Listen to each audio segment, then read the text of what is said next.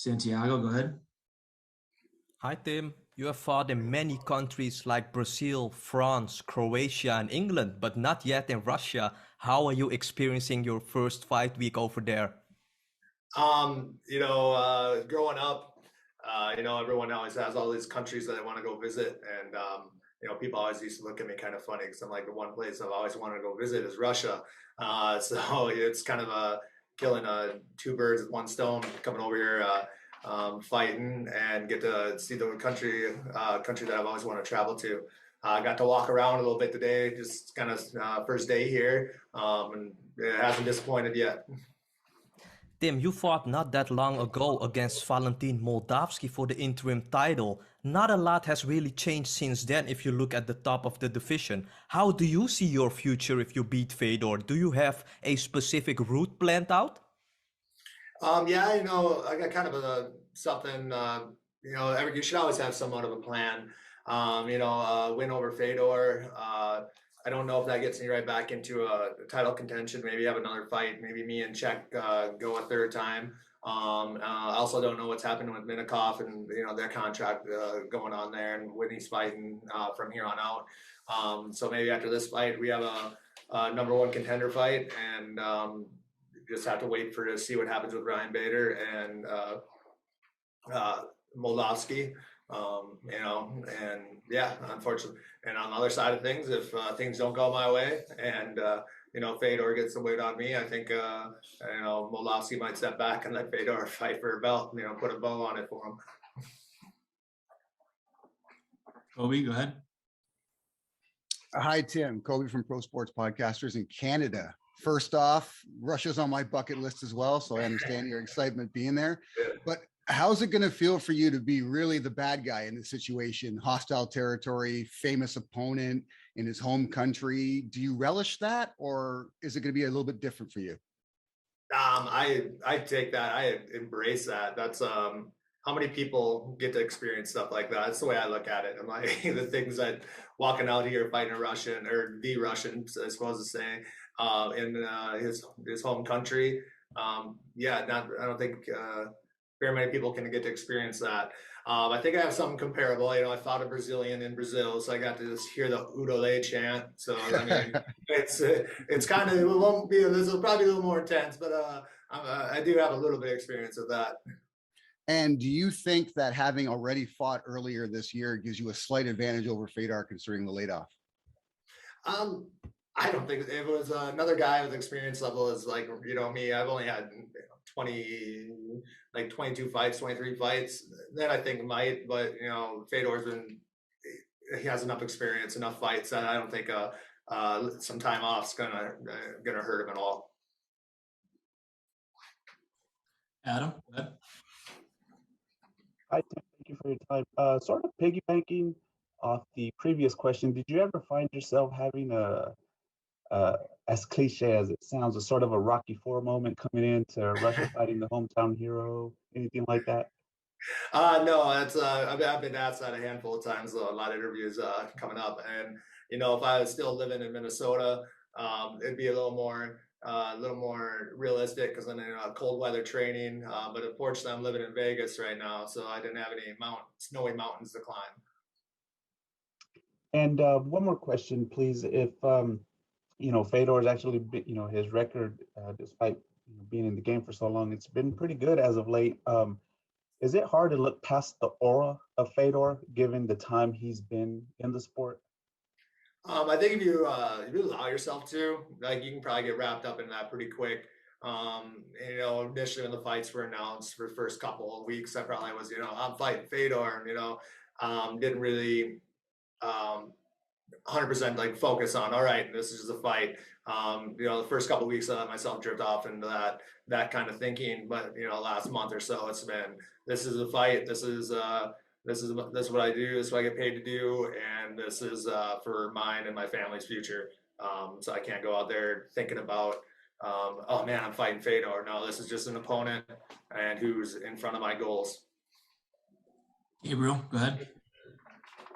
Hey Tim, I want to know, so obviously you've been in Moscow for a minute for fight week. can you just talk a little bit about what's the reception been like for you? Like, do people know you're the guy who's there to fight Fedor? Has everyone been nice? What has the reception actually been like there on the ground? I haven't interacted with too many people yet, but actually, it's funny you say that. When we came back, we were down by the Kremlin area today and took a taxi back, and the taxi driver kind of figured out quick that we are there for fighting. And when he got done with dropping us off, and he got out of his car, he's like, "Hey, guy, I need a picture with you. I need a picture with you." So stopped and got a picture with him. And but other than that, I think more people are just looking at us because they can hear us talking. And they're like, "How did Americans get here?" And then my second question, just when you break down Fedor, just like what are some things he does well, and what are some of the things you feel like you'll be able to implement that you could tell us? Fedor is a power puncher. He's got good explosions. First, if you do manage to take him down, he's got good explosions on the bottom to get into a scramble position. I guess to exploit, this is a fight. Just kind of look at this fight, training wise on the feet, fence, and ground. Any aspect is kind of I'm preparing this fight to be in all three positions, I guess you could say. Yaroslav? Hello, team. Not so long ago, you fought against Valentin Maldovsky, the student of Fedor, and there is an opinion that this experience could help you in preparing for the fight against Fedor. Is this really the case, or is it different fighters? No, I don't think so. I think they're completely different fighters. Maldovsky is very light on his feet, moves a lot, and was definitely a little bit of attrition to fight him for 25 minutes, running around the ring chasing him. But Fedor, he doesn't fight that way. He fights in front of you, looking to land that big right hand or that left uppercut. That's kind of where he's looking to be. And just like, he's a well-rounded fighter. You can't just shoot in on him, can't do any of that. Just get lazy with him. So you just they're completely different fighters in my opinion. Igor? Yeah, hello guys. Hello team, how are you? Good. Yeah, we talked with you in August, and we talked about your Russian. Have you learned any new Russian words? No, just placebo. That's about it. No, it's just, I barely speak English, so I mean, a foreign language ain't gonna work for me. Thank you. Dylan? Hey there, Tim. I appreciate you making some time. Yeah, no problem. I'm just curious because I had seen the picture from Roy Nelson on his Twitter of you guys getting in some good work there with Eric Nixick. Who else would you credit as some of the, main sparring partners leading into this one? Sergey Spivkov he was in there with me quite a bit. Carl, until he had a little minor injury, he came out. Chris Thompson, and we just kind of worked with a handful of light heavyweights and 185ers too, just kind of keep my hand speed up. And that's kind of the basis of this camp. And it worked out quite a bit back in Minnesota, Fargo, or North Dakota area, because I had to go back a handful of times for military duty. So I was bouncing around a lot this camp. Yeah, and just as a quick follow-up here, because we'd spoken before about weaponizing pace and some of the recent camps and whatnot, like how much is that gonna inform the performance against a guy like Fedor, who's regarded as one of the more nimble kind of heavyweights? That's just I don't think it's gonna be too much. That's why I kind of heavyweights, I like sparring heavyweights just to kind of get the weight and the feel of it for grappling and clinch work. That's the reason why I like working with light heavyweights and 185ers, because I'm not going to be able to keep up with their hand speed, but at least I'll get adjusted to seeing how fast how fast their hands are. So in theory, if I can see their hands, I should be able to see any heavyweights fans. Yeah, hands. My bad. The last one here, Jashawn. Hello, team. So I would like to ask you, you said that you were a little bit surprised that Fedor picked you for this fight. Is that a little bit overwhelmed, or does a fighter mentality that this is a huge fight, I'm gonna take it no matter what?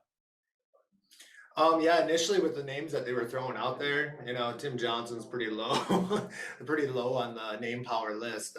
People know me, but they don't really. I don't think a lot of like general fans really think of me as a big name power kind of guy. So initially, I didn't know. We still don't know. I mean, if Fedor beats me, this definitely is not going to be his last fight. If I win, it might be. I don't know. But so I was like, if it was going to be his retirement fight, a lot of fans were hoping that it was going to be another big name power guy, another legend. But looking at it from his shoes, I'm right up there on the list. I'm right underneath the student.